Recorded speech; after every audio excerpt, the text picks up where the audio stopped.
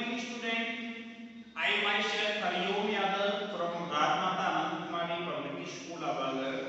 Dear student, today we are going to discuss about parts of speech. In English language, there are 8 parts of speech. English language में 8 part of speech होते हैं. Part of speech कितने होते हैं? 8 होते हैं. They are, वो क्या होते हैं? नाउन, है ना, adjective, pronoun, verb, adverb, preposition, conjunction and interjection. All these words are called part of speech. They are 8 in number. Now we will discuss one by one. Noun, what is noun? Noun क्या होता है बेटा? Noun के बारे में समझेंगे. और noun is a name of a person, animal, place और थिंग. नाउन के बारे में यहां बताया गया है कि जो नाउन होता है वो किसी पर्सन का नेम होता है, किसी पर्सन का नेम होता है, किसी एनिमल का नेम होता है, किसी प्लेस का नेम होता है और किसी थिंग का नेम होता है ना, तभी वो नाउन होता है. अगर कोई वर्ड नाउन होगा तो या तो वो पर्सन का नेम होगा, या एनिमल का नेम होगा, या प्लेस का नेम होगा, या थिंग का नेम होगा. ये चारों में से किसी का भी नेम है तो वो डेफिनेटली वर्ड क्या है? नाउन है. या देखिए एग्जांपल है द गर्ल इज सिंगिंग, है ना, तो यहाँ पे गर्ल है, ये नाउन है. द पप्पी इज स्लीपिंग, पप्पी है, noun. That is a park, park भी नाउन है क्योंकि प्लेस को डिनोट कर रहा है ना. ममता है 2 पेन, ममता के पास 2 पेन है तो पेन्स यहाँ वर्ड नाउन है क्योंकि ये थिंग को डिनोट कर रहा है.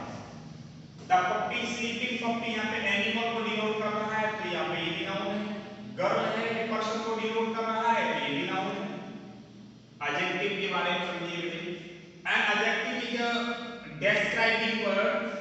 एडजेक्टिव जो होता है वो डिस्क्राइबिंग वर्ड होता है, डिस्क्राइबिंग वर्ड होता है, डिस्क्राइब करने वाला होता है. It adds to the meaning of a noun. ये मीनिंग, ये नाउन के मीनिंग को, नाउन के मीनिंग में वृद्धि करता है. Adjective tells us, adjective हमें बताता है what kind of, कोई भी चीज है ना किस तरह की है. How many, या फिर वो नंबर में कितनी है. What color, क्या कलर होता है ना, पर्सन, प्लेस का, एनिमल का और थिंग का.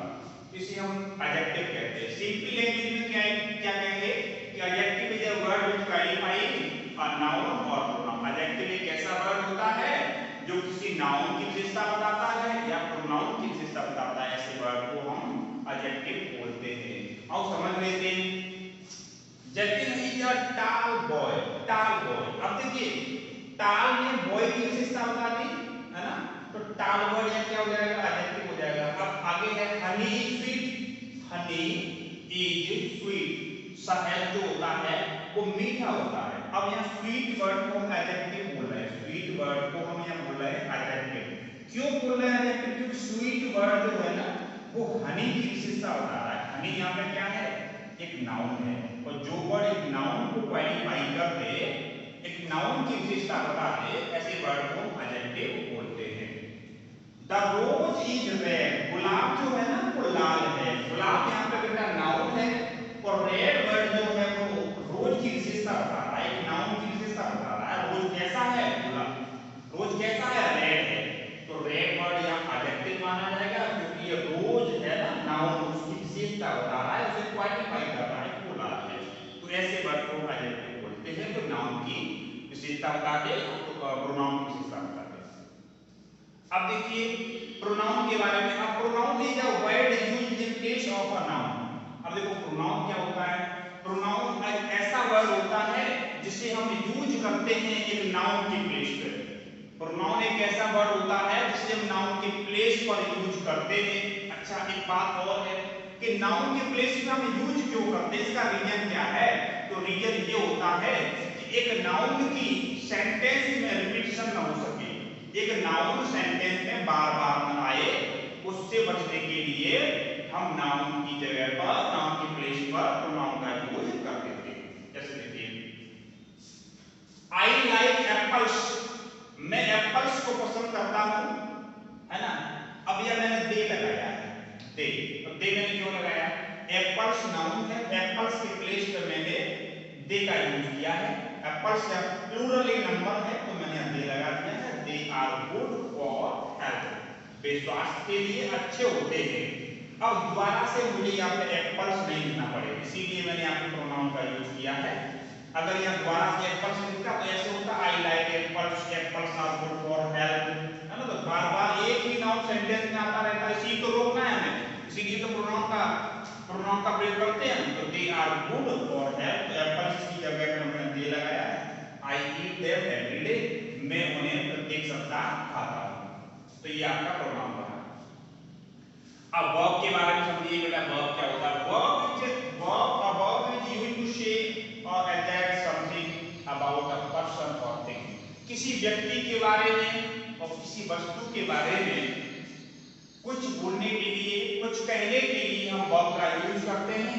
इट सेज, ये बताता है व्हाट पर्सन और थिंग डज, कि कोई व्यक्ति या कोई वस्तु क्या करती है। व्हाट द पर्सन और थिंग इज, तो या फिर कोई वस्तु या कोई व्यक्ति है क्या, और व्हाट द पर्सन और थिंग है, या किसी व्यक्ति के पास या थिंग के पास क्या होता है। There can never be sentence without a verb. I mean to say There can never be a sentence without a verb. बिना वर्ब के कभी किसी सेंटेंस का फॉर्मेशन नहीं हो सकता है। बिना वर्ब के कभी कोई सेंटेंस नहीं बन सकता है। वर्ब का एक बहुत ही इंपॉर्टेंट रोल होता है एक सेंटेंस के अंदर। तो देखिए, Namita wrote a beautiful poem. Namita ने एक सुंदर कविता लिखी। तो देखो यहाँ हम किस वर्ड को वर्ब बोलेंगे? यहाँ इस रूट वर्ड से हमें मालूम पड़ रहा है कोई एक्शन हो रहा है, कोई एक्शन हो रहा है। तो बेसिकली हम ये भी कह सकते हैं कि वर्ब जो होता है वो डिनोट करता है एक्शन को। वर्ब से मालूम पड़ता है कोई काम हो रहा है, तो यहाँ पे हम रूट को क्या बोल देंगे? वर्ब बोल देंगे। अब जरूरी नहीं है कि हर एक वर्ब, प्रत्येक वर्ब एक्शन कोई बताए। देखो, टीना इज वेरी टैलेंटेड। अब यहाँ पर तुम सोचो कि सर यहाँ तो कोई एक्शन नहीं हो रहा है, पर लेकिन इसको या वर्ब नहीं बोलेंगे, क्यों नहीं बोलेंगे? देखो, वर्ब एक्शन को भी डिनोट करता है और वर्ब स्टेट को भी डिनोट करता है। तो टीना इज वेरी टैलेंटेड, यहाँ पे कोई एक्शन तो नहीं हो रहा है, लेकिन यहाँ पे हम स्टेट के बारे में बता रहे हैं। टीना का जो स्टेट है ना, उस स्टेट के बारे में बता रहे हैं कि टीना इंटेलिजेंट है, टीना जो है ना टैलेंटेड है। तो ऐसी वर्ब को स्टेटिव वर्ब बोलते हैं। तो ये इज भी यहाँ पे वर्ब है। They have a new car, उनके पास एक न्यू कार है। तो यहाँ पे जो have है ना, have क्या बता रही है? have एक पोजीशन को शो कर रही है, have एक पोजीशन को शो कर रही है। तो have भी यहाँ पे एक वर्ब है। नेक्स्ट पॉइंट यहाँ पे एडवर्ब है। एडवर्ब क्या होता है? देखो, मैं आपको बता दूं कि एडवर्ब और एडजेक्टिव के बारे में, जो आपसे एडजेक्टिव का एडजेक्टिव भी क्वालिफाई करने का काम करता है और एडवर्ब भी क्वालिफाई करने का काम करता है। अब क्वेश्चन ये आता है क्वालिफाई करने का काम करता, दोनों की काम एक जैसे हो गई? वो तो नहीं है। एडजेक्टिव जो है ना वो क्वालिफाई करता है या तो नाउन को या फिर प्रोनाउन को, लेकिन एडवर्ब इसको क्वालिफाई करता है। भाई एडवर्ब है ना वो वर्ब को क्वालिफाई करता है। इसके नाम से ये मालूम पड़ रहा है कि एडवर्ब, इसे हिंदी में बोलते हैं क्रिया विशेषण। इसका मतलब हुआ क्रिया को, क्रिया की विशेषता बताने वाला, है ना। तो एडवर्ब क्वालिफाई करेगा, मॉडिफाई करेगा किसी वर्ब को। An adverb is a word that tell us more about a verb. लिखा हुआ है एडवर्ब एक ऐसा वर्ड होता है जो हमें वर्ब के बारे में बहुत कुछ बताता है। अब Gautam rights night neatly. Gautam कैसे लिखता है? नीटली। नीटली, नीटली क्या होता है? लिखता है ना। उसका लिखना कैसे होता है? नीटली। तो नीटली वर्ब किसके बारे में बता रहा है? गौतम के बारे में, राइट्स के बारे में? गौतम के बारे में नहीं बता रहा है, राइट्स के बारे में बता रहा है। ये वाला वर्ड है ना एडवर्ब कहलाएगा। The children played happily. लड़के जो है, बच्चे जो है ना वो बहुत खुशी से, sorry, the children played happily, बच्चे खुशी से खेले। बच्चों का खेलना कैसे हुआ? खुशी से। खुशी से क्या हुआ? खेलना। तो हैप्पीली वर्ड का जो इंडिकेशन है ना वो वर्ब की तरफ जा रहा है। इट मीन टू से, इसका मतलब ये हुआ कि जो हैप्पीली वर्ड है ना वर्ब को मॉडिफाई कर रहा है, वर्ब को क्वालिफाई कर रहा है। और वर्ब को क्वालिफाई करने वाला वर्ब हमेशा एडवर्ब होता है। अब देखिए प्रेपोजिशन के बारे में समझेंगे, प्रेपोजिशन क्या होता है। अब preposition is a word, preposition एक ऐसा वर्ड होता है, कैसा वर्ड होता है, दैट शोज, जो दर्शाता है द रिलेशन, संबंध को, बिटवीन अ नाउन और द प्रोनाउन, एक नाउन या प्रोनाउन के बीच में, and some other words in a sentence. मेरे कहने का मतलब ये है कि प्रेपोजिशन एक ऐसा वर्ड होता है जो किसी नाउन या प्रोनाउन के संबंध को सेंटेंस में अन्य शब्दों के साथ दर्शाता है। ऐसे वर्ड को हम प्रेपोजिशन बोलते हैं। जैसे देखो, प्रज्ञा सेट बाय द विंडो, प्रज्ञा जो है ना खिड़की के पास बैठी। अब देखो प्रज्ञा का और विंडो का, प्रज्ञा वर्ड भी नाउन है और विंडो वर्ड भी नाउन है। दोनों नाउन का रिलेशन कौन बता रहा है, बाई बता रहा है। जो बाई वर्ड है ये प्रेपोजिशन हो जाएगा। The duck is in the pond, तो डक है ना वो कहां पर है, पॉन्ड में। तो पॉन्ड की बात करूं तो पॉन्ड यहाँ पे एक नाउन है, और डक की बात करूं तो डक क्या नाउन है। लेकिन दोनों नाउन के रिलेशन को कौन बता रहा है, ये वर्ड बता रहा है। इन क्या हो जाएगा, प्रेपोजिशन हो जाएगा। ऐसे कंजंक्शन को देखिए, conjunction is a joining word. Conjunction को जॉइनिंग वर्ड बोलते हैं क्योंकि ये जॉइन करने का काम करता है। बेटा कंजंक्शन जो वर्ड होता है ये जोड़ने का काम करता है, इसलिए हम क्या बोलते थे, जॉइनिंग वर्ड बोलते हैं। अब जोड़ने का काम करता है ना, तो क्वेश्चन ये भी बनता है कि जोड़ता किसको है। आगे है देखो, इट जॉइंस टू वर्ड्स, यह शब्दों को जोड़ता है, यह वर्ड्स को जोड़ता है, ग्रुप ऑफ वर्ड्स और शब्दों के समूह को भी जोड़ देता है। बहुत सारे वर्ड्स एक ग्रुप में आ जाएं तो उसे हम क्या बोलते हैं, ग्रुप ऑफ वर्ड्स बोलते हैं। तो ग्रुप ऑफ वर्ड्स को भी ज्वाइन कर देता है भाई, और सेंटेंस को भी ज्वाइन कर देता है।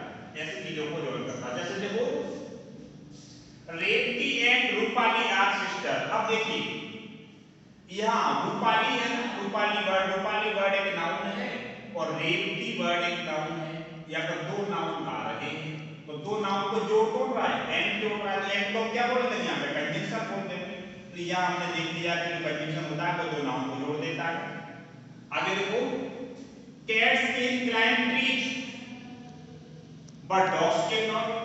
इसका मतलब क्या हुआ, बिल्लियां जो होती हैं पेड़ों पर चढ़ जाती हैं लेकिन कुत्ते नहीं चढ़ पाते हैं। अब देखिए, अगर आपसे कोई पूछे कि ये जो है ना, cats can climb trees but dogs cannot, या सेंटेंस कितने, आपको सेंटेंस तो एक ही बताना है ना। क्यों बताना है, क्योंकि एक फुल स्टॉप लगा है तो सेंटेंस भी हमारा एक होगा।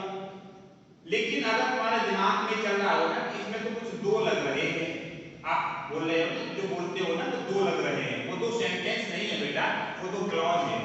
कैट्स कैन क्लाइंब ट्रीज, एक क्लॉज ये हो गई। डॉग्स कैन नॉट, कुत्ते नहीं चढ़ सकते, क्लॉज ये होगी। अच्छा हमें मालूम कैसे पड़ा, तो दो क्लॉज हो गई। सेंटेंस में जितनी वर्ब आ जाए उतनी क्लॉज काउंट कर लेते हैं। जैसे कि एक वर्ब ये हो गई और एक वर्ब ये हो गई, है ना। दो वर्ब आ गए तो दो क्लॉज हो गई, दो क्लॉज है। तो क्लॉज को ज्वाइन कौन कर रहा है, वर्ड कर रहा है, तो वर्ड क्या हो जाएगा, कंजंक्शन हो जाएगा। लास्ट पॉइंट है बेटा आपका, an interjection is a word which expresses some certain feelings. Interjection एक ऐसा वर्ड होता है जो हमारे अंदर की जो सडन फीलिंग होती है उनको एक्सप्रेस करता है। We put an exclamation mark, हम एक एक्सक्लेमेशन मार्क लगाते हैं, ये वाला चिन्ह लगाते हैं, साइन लगाते हैं आफ्टर एन इंटरजेक्शन, एक इंटरजेक्शन के बाद ये वाला मार्क लगाते हैं। जैसे देखो, hurray I have won the trophy, देखो ये इंटरजेक्शन वर्ड है, इस इंटरजेक्शन वर्ड के बाद मैंने इंटरजेक्शन मार्क को लगाया है। और आई ड्रॉप द केक, है ना, तो यहाँ पे भी मैंने एक्सक्लेमेशन मार्क को लगाया है। ठीक है, तो dear student, it is the total introduction of the part of speech, and the next video I will start the next chapter. Okay, I hope you must have understood. Thank you.